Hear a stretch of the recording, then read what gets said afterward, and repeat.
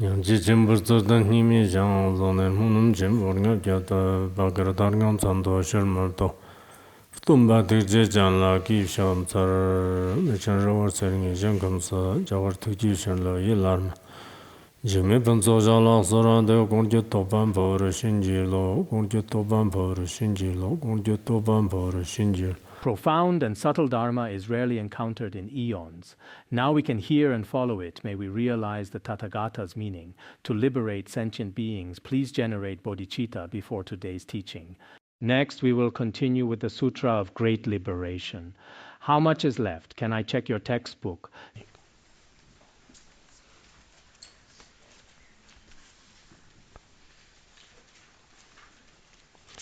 $67 out of 130, so more than half, right? 130. More than half, right? Okay. Now we are teaching about the qualities of the Buddha. Bodhisattva Ākāśagarbha asked the qualities of the Buddha, and it has already been explained in the previous sections. Many sutras have also taught about the 32 marks of the Buddha. So what exactly are they? The Buddha explained the 32 marks and the complete causes and conditions for each one, that is to say, what each mark depends upon to be attained. This has already been explained. The Uttaratantra also mentioned these 32 marks, especially in the chapter on qualities. They are explained as what? The 32 qualities of the Dharmakaya free from obscurations and the 32 qualities of the matured form body, making a total of 64 qualities. So the 32 marks are the 32 qualities of the matured form body, and they are also the qualities of the Dharmakaya free from obscurations that we discussed earlier, 10 powers, the 4 fearlessnesses, and the 18 distinctive qualities are the qualities free from obscurations. What about the 32 marks that follow? These qualities should be matured through accumulating merit and gradually matured upon our bodies. The Uttaratantra already explains it very clearly, so everyone should be able to remember these qualities of the 32 marks. Today, continuing from there, Bodhisattva Ākāśagarbha addressed the Buddha, Bhagavan, if I examine all phenomena, then there is nothing whatsoever that is established as substantial and characterized. What he means here is, when I observe. The Buddha had already explained his 32 marks one by one to Bodhisattva Ākāśagarbha. At this time, Bodhisattva Ākāśagarbha replied to the Buddha in this way. When I look at your 32 marks, or the 32 marks of all Buddhas, in truth these marks have no characteristics. Marks are non-marks. The Diamond Sutra also teaches this. The Nirvana Sutra also states the mark of no marks is called the true mark. The mark without characteristics, this is actually what we call the true mark. We can express it this way. So the true marks are actually without characteristics. The marks that we perceive are actually without inherent nature.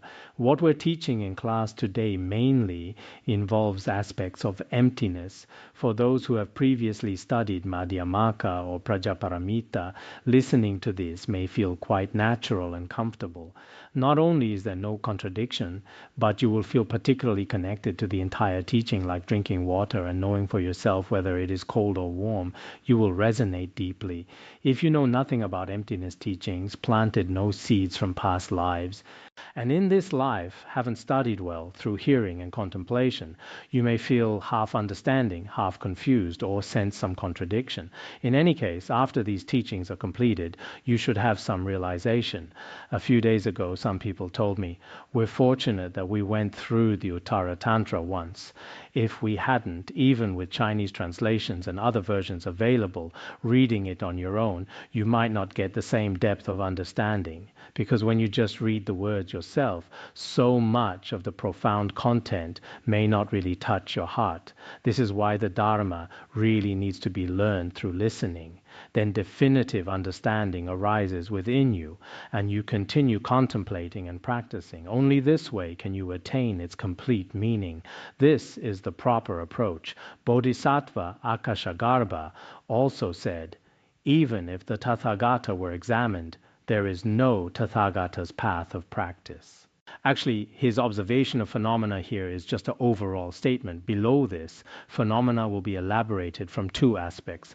He said, when I observe all phenomena, there are no characteristics, and when I observe the Tathagata, there is nothing to practice. As for the Tathagata, from the causal ground to the fruition, there is no practice of the 6 paramitas and myriad practices, if this is the case. So why should one extensively achieve that path of practice? If phenomena do not exist, and the Tathagata's practices also do not exist, why, Buddha, do you often say in different sutras that we should extensively cultivate all practices? Why do you say this? When we study and contemplate, we absolutely need to hold two things together, ultimate emptiness and conventional reality. We can't separate them. Only by holding both can we truly understand how things appear to us and simultaneously understand their deeper nature. At the conventional level, practicing virtue broadly is still incredibly important. As it is also said in the Mahayana Sutra Lankara, when virtuous roots mature, one attains the fruit of liberation. Therefore, one should definitely cultivate virtue. Liberation only happens when those roots of virtue ripen. So we should definitely cultivate virtues that correspond to ourselves. This is absolutely necessary. We should never take conventional virtuous roots lightly. We need to approach them with real commitment. There are people who only care about emptiness teachings. The old Chan school had the same issue, that they had both sudden and gradual paths. The mistake happens when someone who needs the gradual path gets attracted to sudden enlightenment teachings instead and starts making grand pronouncements. That doesn't work. In His Holiness Jigme Phuntsok Rinpoche's tradition, we should first practice well. This is very important. This morning, a Lama told me that many Dharma friends here at basically everyone carries a mala. He said this is very good. During His Holiness Jigme Phuntsok Rinpoche's time, it was also like this. I am also very happy about this. Perhaps all of you present here have all studied Madhyamaka and Prajaparamita and studied teachings of emptiness. There should be many such people who have some realization in terms of their inner state. Yet at the conventional level, we still cannot take conventional virtuous Dharma lightly. Once, several of us Khenpos went to see our guru. I forget now what it was about, but anyway, we went to see him. At that time, our guru was sitting in his great assembly hall. He opened the window and then suddenly he tested us, asking who had their mala with them. Fortunately, all of us had ours that day. His Holiness Jigme Phuntsok Rinpoche said, "Oh, that's good. This really happened right around noon. So each of us should normally carry a mala and carry a prayer wheel. During class, before and after, if we recite while turning the prayer wheel, just think how much time we're using for this practice. Actually, I have a small prayer wheel at home that I use more often. As for this large one reason is so everyone can see it better. I use the large prayer wheel so even people with nearsightedness can see, like black object turning. Perhaps this can serve as a bit of encouragement for everyone. And I also use it at home, sometimes this one, sometimes the small prayer wheel. These are all conventional practices, but just as taught in the words of my perfect teacher, virtuous actions should definitely be practiced. Of course, ultimately, these don't exist. But on the conventional level, just because they don't exist ultimately does not mean they do not exist. Why? Because we have not yet realized the ultimate state, and we still live in the conventional world. So for many Dharma friends, practicing virtuous Dharma is really very good. I also hope that lay practitioners, aside from those with special circumstances, may not finding it convenient to carry a mala.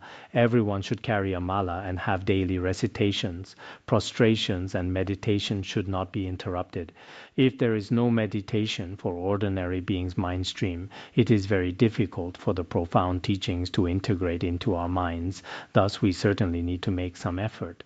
For example, when we recite some verses that we could not recite previously, we should study them ourselves. Similarly, if we want to experience the Buddha's wisdom states and counteract our attachment, aversion, and ignorance, we should meditate in the morning and evening, which are very important. So, on one hand, I think the time for daily recitations is important, and on the other hand, carve out a bit of your own time, even if it is just half an hour a day.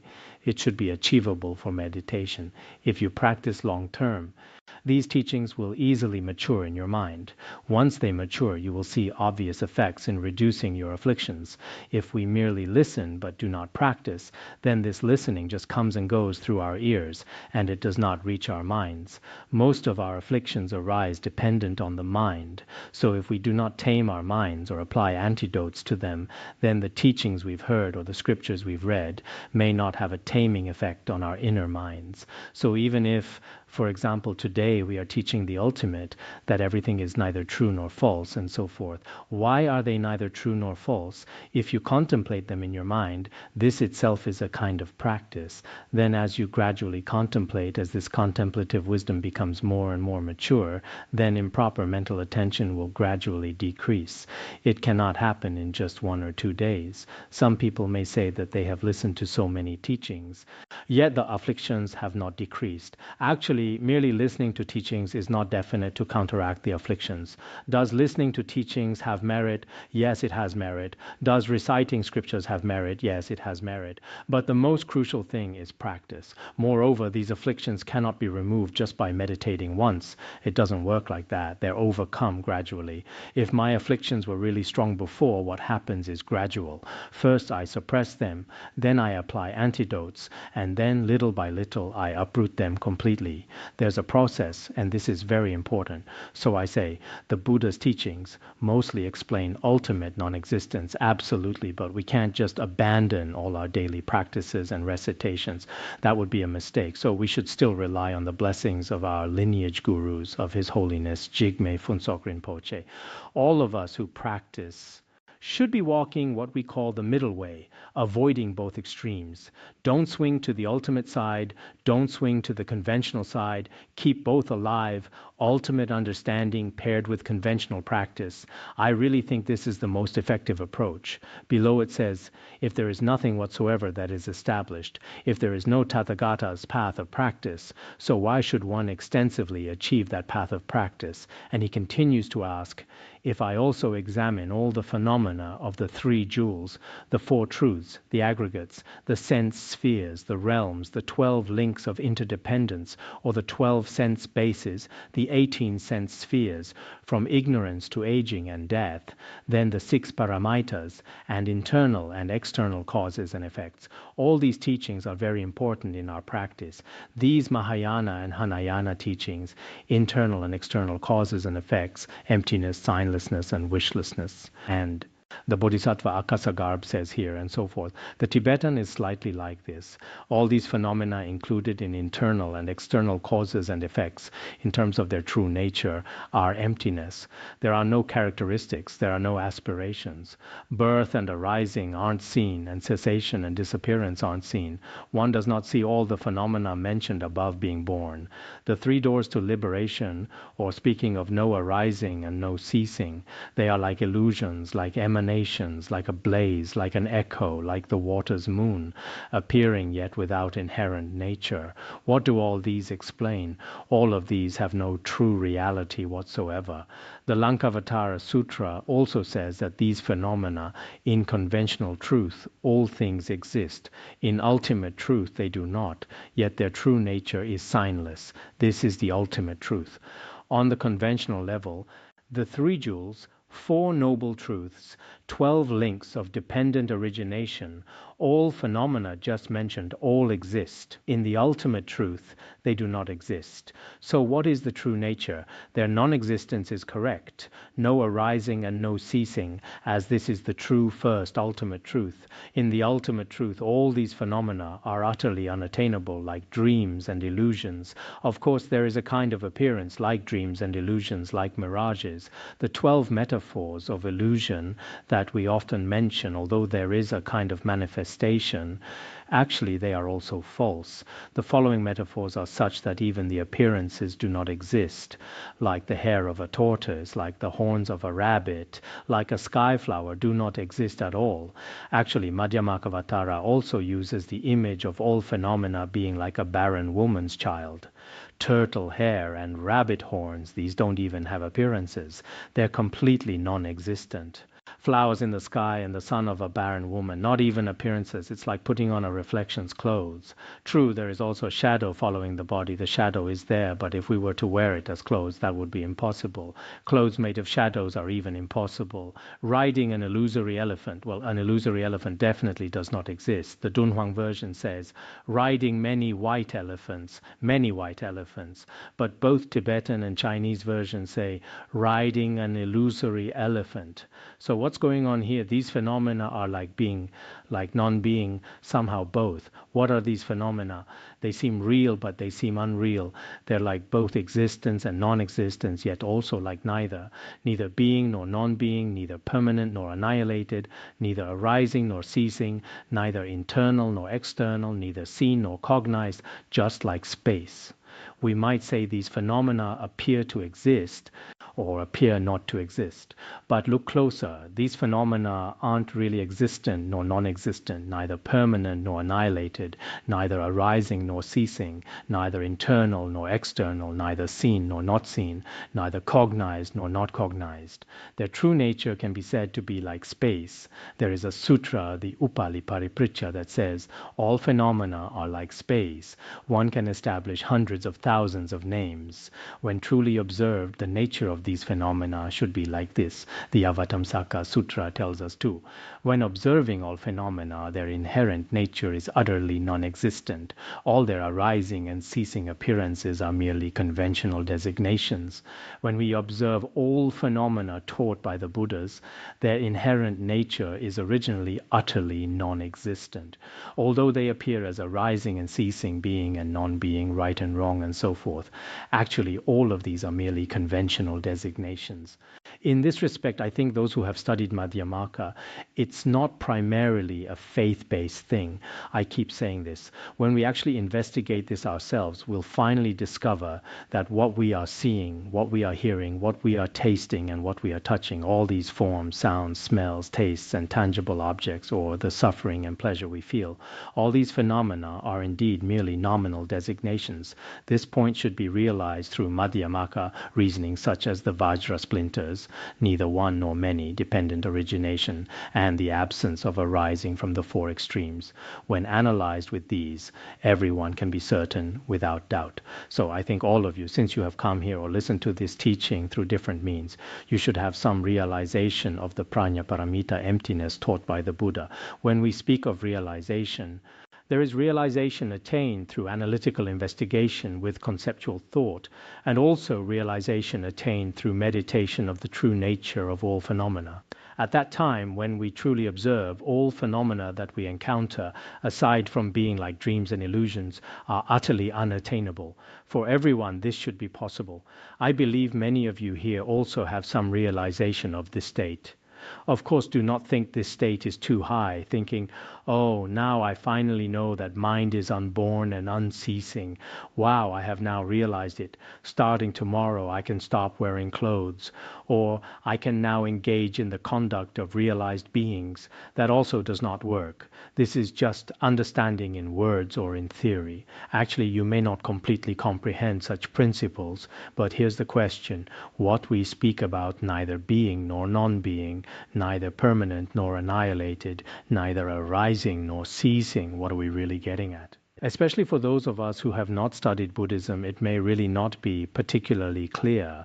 But for those who have not only studied but also had some direct glimpse, some experiential understanding, for these people, it truly is like this. Just like we taught yesterday, neither arriving nor not arriving, the emanations of the Buddhas at that time, neither arriving nor not arriving, many people should have a feeling about this. Now, the appearances of all phenomena, many truly seem to exist, yet seem not to exist, including what we ourselves see and hear, the relationship between seeds and sprouts, the interactions between people, as well as in our current internet age, all these audio and video files, all these phenomena of dependent origination. If you say they do not exist, they exist undeceivingly. If you say they exist, no matter how you analyze, their existence cannot be established. You know what the Diamond Sutra says about our minds. Past mind is unattainable, present mind is unattainable, future mind is unattainable. Is that just abstract theory? Not at all. The past mind has already vanished. If we could hold on to what's vanished, then all those who have died would still be here. What about the present mind? This thing we call the present is just an illusion. Our sense of now is actually a pretty crude concept. Speaking of concepts, when I was young, my Chinese teacher used to pronounce concept as kai nian. Concept is kai nian. Now, when I see the word concept, my first instinct is to say kai. So in any of our concepts, it is not the teacher's fault. He had a secret intention. The thing is, once you've studied Prajnaparamita, you should be able to understand many of these worldly teachings the Buddha taught, such as neither being nor non-being, neither permanent nor annihilated. It really does become quite accessible. So why speak of so many concepts? Some may realize through neither permanent nor annihilated, some through neither arising nor ceasing, and some through neither coming nor going. So although the meaning is the same, it is necessary to have different levels of metaphors and meanings. This is very important. So I think people nowadays should definitely understand these very profound principles. I feel it is very necessary. However, sometimes looking at the phenomena in this society, many people seem to have no enthusiasm when studying Buddhism, but they have plenty of enthusiasm for worldly things, especially many young people nowadays. I am truly somewhat worried. Why? Many young people, because of everything they see now, all sorts of different things during study time, work time, or office hours, they are all listless, particularly tired and exhausted.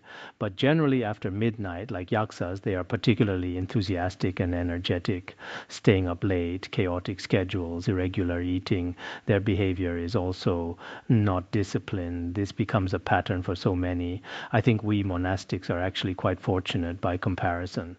Our days of study and practice and evening meditation and diligent practice, we maintain better structure. But many people in society, even in prestigious, well-run organizations, in such departments and institutions, I see many young people don't have clear sense of direction, purpose, or aspiration for their lives. Many people are living without dreams, just sleepwalking through life day after day, drifting aimlessly. This situation really demands our attention, especially for us practitioners. We should also have our own goals. Goals can be various. You should have goals for teaching and benefiting others, and goals for your own practice as well. And regarding your own future, don't be without goals. You need to have them. Perhaps your dreams may not all come true, but all phenomena are created by mind. You should think, I will now study well for 6 years, 8 years, 10 years. In the process of studying, relying on my wisdom and ability, I will also help Dharma centers and help some Buddhist communities. At the same time, what should I do in the future? I should also have a plan for my own life. Then for your daily schedule will be relatively regular. Occasionally there may be some staying up late or chatting that may happen, but if this keeps going, eventually everything breaks down. Your mind, your body, your whole sense of ethics, all of it will be destroyed. Just look around today. The internet is everywhere, and you can see how people's behavior, their entire way of being, has completely changed.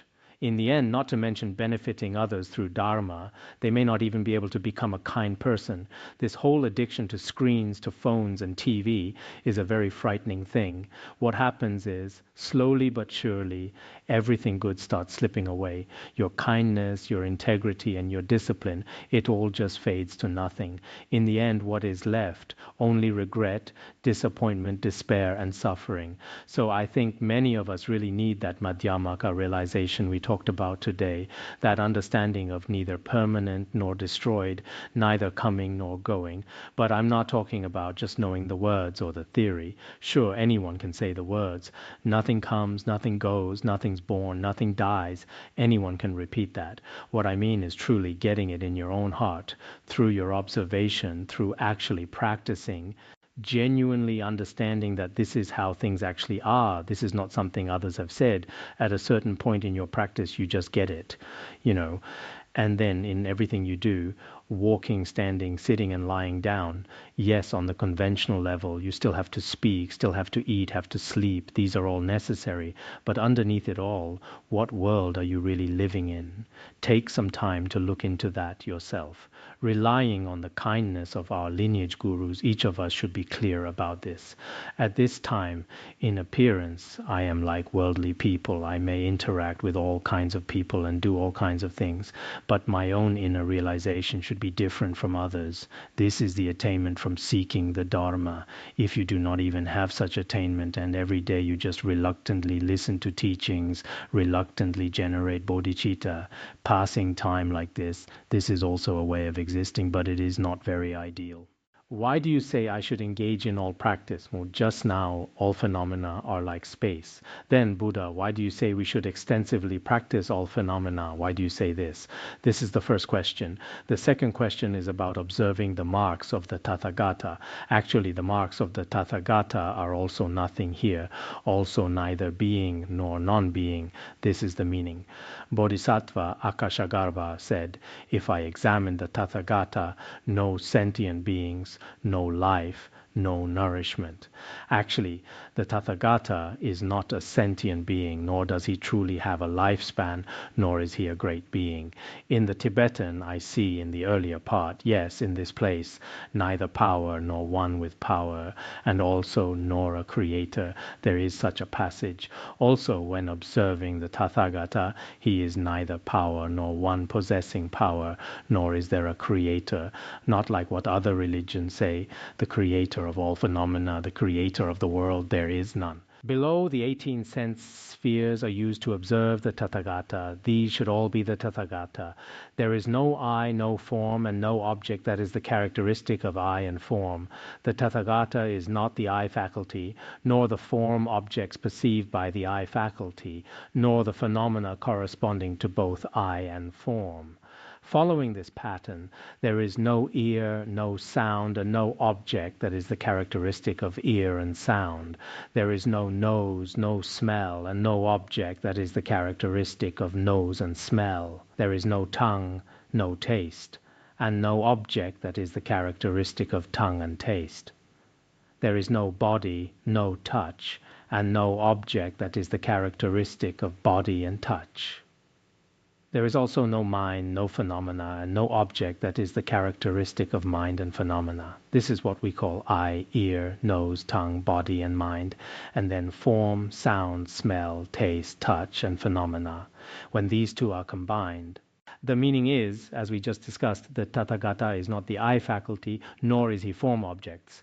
Then when the I faculty and form objects combine, producing what we call I consciousness, that's also not the Tathagata. This way, all the 18 sense spheres are not the Tathagata. The Tathagata is not contained in any of sense spheres. Next, the text uses other methods to analyze it. There is no consciousness, no form, Daon, and also no object that is the characteristic of consciousness and form. So here we're mainly using form as our lens for observation, analyzing form from among the 5 aggregates. Now regarding the Tathagata, earlier we discussed mind. This is consciousness. He is not consciousness, not the forms that consciousness perceives, and not the combination of form and consciousness. The text says neither form nor suffering, nor the practice of form and suffering together. The Tathagata isn't form, isn't the suffering that depends on form, and isn't form and suffering together. Neither self nor aspiration, but in the Tibetan there is no aspiration. In Tibetan it says neither self nor mine. The Tathagata is not self because he has eliminated self, and not mine as well. Then in this passage, neither practice nor possessor of form, or something along those lines, then not practice. The Tathagata is not any kind of action, and then apparently not possessor of form. It should be possessor of form, form as in color, visual form. 非心是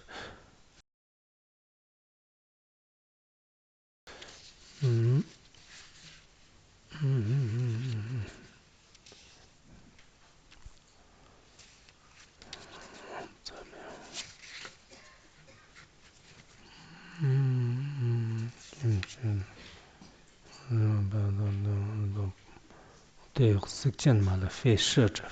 practice nor form, form as in color, form as in rupa, not possessor of form, then not aggregate.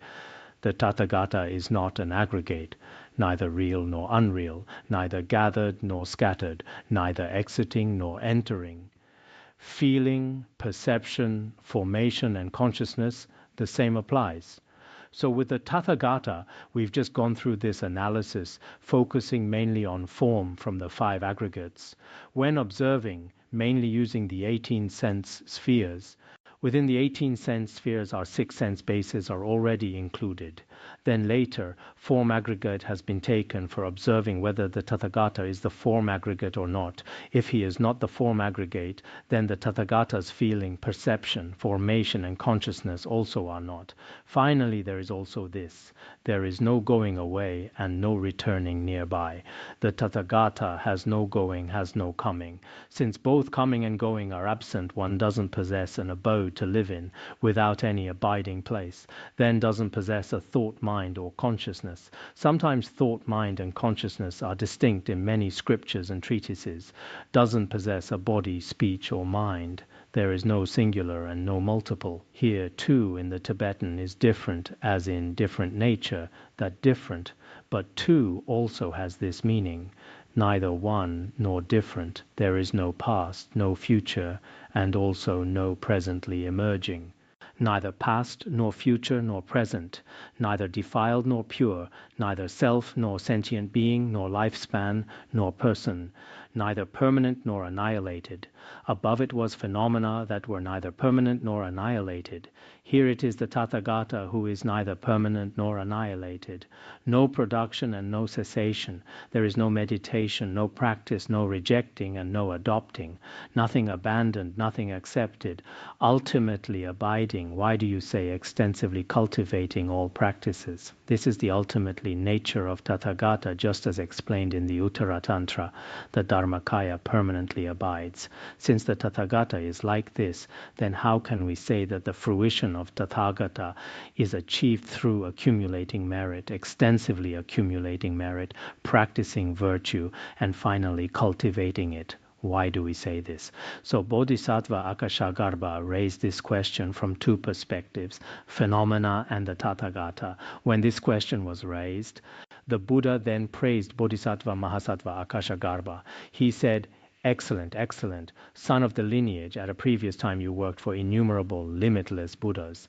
The Buddha was very pleased at that time because the question he asked was really quite good. In the Ākāśagarbha Bodhisattva Sutra, the Bhagavan praised many qualities of Bodhisattva Ākāśagarbha. Ākāśagarbha, his name is like space. His main characteristic is realizing that all phenomena are like space. When his realization is expressed, many noble ones find it incredibly profound. Even 8th ground Bodhisattvas would faint. There is such a thing. So Bodhisattva Ākāśagarbha is truly very skilled at explaining emptiness like space. So sometimes it is also related to our names. Some people ask, "My name is round, something or other. What does this mean?" This is for you to understand. It is related to a person's capacity. Of course, in a few exceptional cases, there is a symbolic nature. For example, if it is foolish, it means not foolish, but wise. In some individual cases, it is the opposite, a special auspicious connection and meaning. This is a special phenomenon. Otherwise, Bodhisattva Ākāśagarbha, he realizes that all phenomena in the 3 realms are like space. Like the great compassion of Avalokiteshvara, the compassion toward sentient beings is like a mother's toward her only child. Also, for example, Kshitigarbha Bodhisattva is like the earth, bestowing upon sentient beings the fulfillment of all wishes, and so forth. These are also related to their names.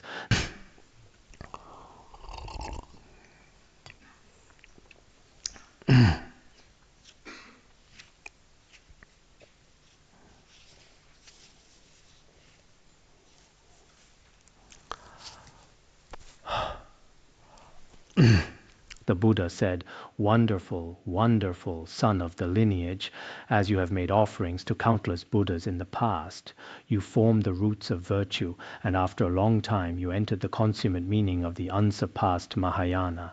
For a long time you have comprehended the unsurpassable meaning of emptiness in the great vehicle, understanding that all phenomena are empty and quiescent. You also understood Tathagata transcending the limits of reality. Not only do you understand the nature of all phenomena, but also regarding the Tathagata, as just mentioned, neither permanent nor annihilated, neither coming nor going, the profound principle of the Dharmakaya of the Tathagata, permanently abiding. The Buddha told Bodhisattva Ākāśagarbha, son of the lineage, suppose a very pure, bright, precious Vaidurya jewel is put in a cesspool for 1,000 years. Since it is pure through its own emergent nature, when it is retrieved, it will be just as it was before, without any difference. If a true wish-fulfilling Vaidurya jewel is placed in a cesspit for 1,000 years, such a long time, but when you later take it out, looking at its nature, there is no defilement whatsoever. Gold, crystal, and glass, if placed in filthy feces and earth, when taken out later, their nature will remain unchanged. Just wipe them clean, and their nature has no defilement at all. Similarly, you are also like this. So with you, Bodhisattva Ākāśagarbha, as the main figure, you are all exactly the same. Having directly realized the characteristics of phenomena, although you appear as bodhisattvas, Bodhisattva Ākāśagarbha may also manifest in various forms in samsara, displaying various appearances. But actually you understand that the characteristics of all phenomena are originally pure, being perfectly pure in nature, even though you now abide in the cesspool of the 5 types of degeneration in the 3 worlds, since you work for Tathagatas and for the welfare of sentient beings. Although you now dwell in the 3 realms of samsara, in the age of 5 degenerations, like being in mud, helping the Buddhas propagate the true Dharma and teach sentient beings, you will also not be defiled by the mud of attachment, aversion, and ignorance in the 3 realms. You are unsullied by the cesspool, and it is because of this that you are able to ask questions about the meaning like this. Because if you were defiled by the world, you could not ask such profound questions. I think this also applies for all of us. The Buddha said, Bodhisattva Ākāśagarbha, if you were defiled, you definitely could not ask such profound questions about phenomena and the Buddha. So I think in our current study and practice community, it is also like this. Some people's minds, aside from study and practice, have no other distracting thoughts or other matters. Such people, whether asking questions, taking exams, or memorizing, are very capable in everything. Indeed, the final results they produce are extremely excellent. If the mind is constantly defiled by various worldly concerns such as fame and gain, praise and blame, honor and disgrace, attachment, aversion and ignorance, then one may not even have interest. Why do some of our Khenpos and Khenmos in each class should also be able to see this? Some people are very spirited and enthusiastic during class. Then afterward they have good performance in study, practice, and any exams. Besides, their character is also particularly good. Wherever there is something to do, they are very willing. They have no conflicts with others. They possess a large variety of qualities. In terms of faults, they have very few. This shows that on one hand, perhaps like Bodhisattva Ākāśagarbha, in past lives they had very good connections with this kind of Mahayana Dharma. On the other hand, their minds already abide in the Dharma, so all their actions are also in accordance with Dharma, and you can persevere in study and practice. Many of us have great enthusiasm at the beginning. I will definitely achieve enlightenment and see my true nature. I want to liberate countless sentient beings. Life after life, I will never be separated from my Guru. There are many particularly good slogans, but gradually in the process of practice, if one's mind becomes covered by attachment, aversion and ignorance, or by evil companions, or by negative karma from past lives, then just as Longchenpa explained in the Yid Bijin Monzod, this precious human life can be severed by 16 unfavorable conditions. This connection is cut. I think the Buddha praised Bodhisattva Ākāśagarbha, but here's what I wonder about our own learning journey. Why do some people just keep going? Year after year they persist, even though they face exactly what we face. People slandering them, questioning them, throwing all kinds of obstacles their way, yet they never give up. Some people living in the cities have been consistently studying the Dharma, even though their family circumstances and living conditions and other aspects are not very good. No matter what, they are always indomitable and will never retreat. This shows that indeed there may be, just like Bodhisattva Ākāśagarbha, who in past lives made offerings to countless Buddhas, we also have connections with this Dharma from past lives. In this life, it is not easy to retreat. What I do not really expect now is to immediately have some particularly great achievement or result, but at least not retreating. If there is no retreat on the path of practice, this is very important. Continuing to stay alive is very important. Below, the Buddha also said, "Son of the lineage, again listen. It is like this." You now listen well again. All the entirety of phenomena in actuality have no real existence. Below, the Buddha has Bodhisattva Ākāśagarbha. Listen well, listen again. I will proclaim it for you. Proclaim what? All phenomena truly have no characteristics. In the Tibetan, characteristics means essence, and it means having no true nature. It is explained that phenomena exist because language exists. The following passage explains from both the ultimate and conventional perspectives. It may seem a bit contradictory, but actually it is not. He first says, all phenomena have no true nature. There are merely words. After there are words, there are phenomena. The 84,000 Dharma teachings are all established in dependence on words and language. They still exist, yet these phenomena ultimately, in phenomena there are no words, in words there are no phenomena. Then it turns around and speaks from the ultimate. Language doesn't exist within phenomena, and phenomena also don't exist within language. Speaking from our true nature, both phenomena and words are non-existent. Phenomena are utterly unattainable. Words are unattainable. But it also says, on the level of appearances, language is taught for the sake of thorough dissemination. On the level of appearances, on the conventional level, for the sake of taking and dissemination, there are still words, phenomena, and appearances. This is the first round. He has several different rounds. Just now there is no true nature, but there are words and phenomena.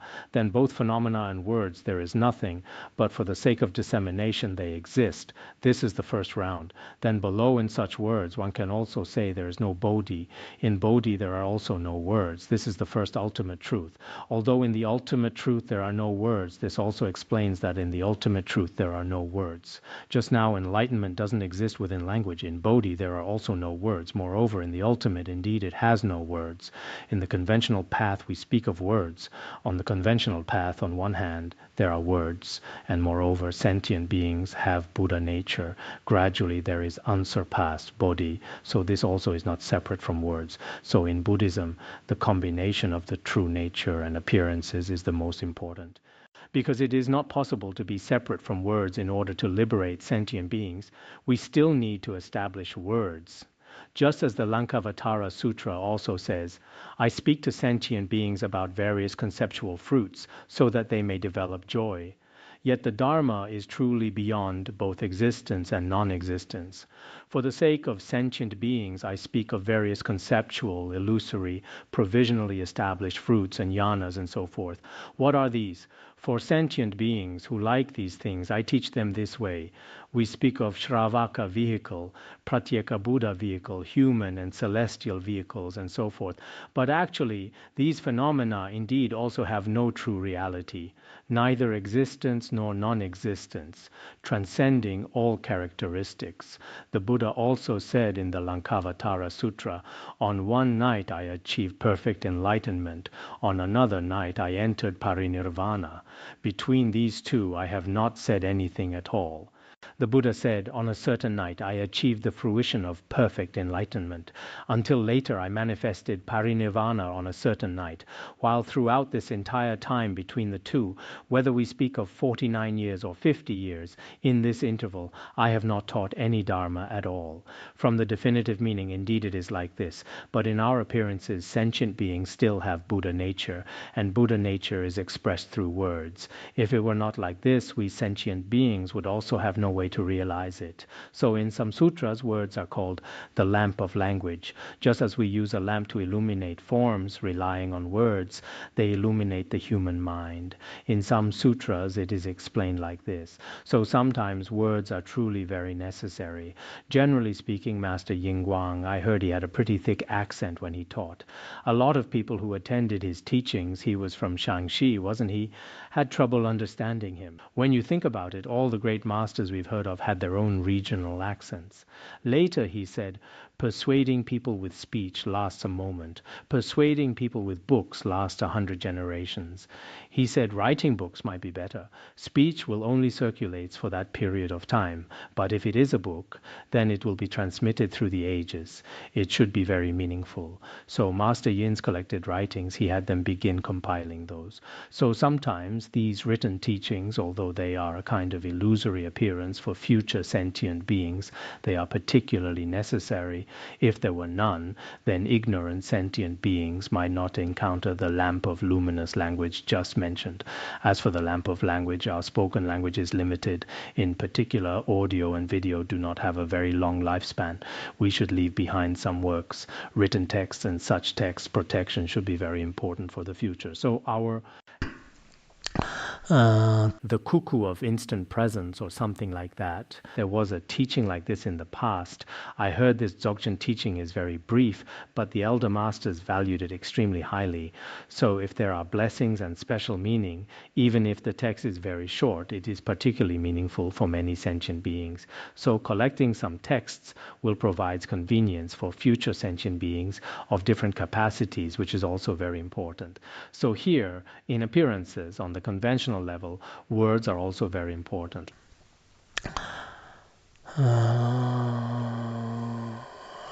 Let us stop here for today.